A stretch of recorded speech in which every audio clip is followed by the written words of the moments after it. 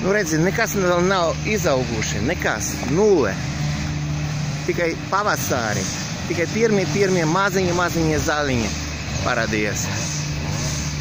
Bet viņi griež to.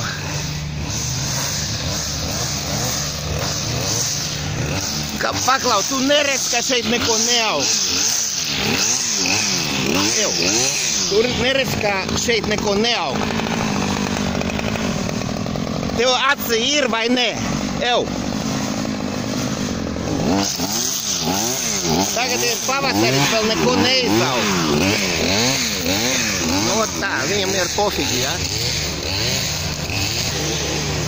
Ar tādu traktoru. Nu, točno, gribu teikt. Nu, paskatī, nu, kas šeit aug? Nu, faktiski nekas šeit neaug.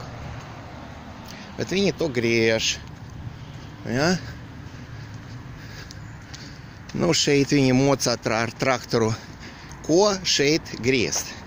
Ot redzi, tie pēdi no traktora, ja? Ot kāds man var paskaidrot, ko tieši traktors šeit darīja? Nu, ot šeit. Ko viņš šeit dara? Viņš braukts ar traktoru. Nu, tā. Šiem briesmaņiem ir vienalga, vai šeit aug zāle vai nē. Paskatieties uz šo nabagā zālienā stiebriņu, kam neļauj aug. Šī maza zāles stiebriņā tika nogalināta tikai tāpēc, lai nopelnītu naudu.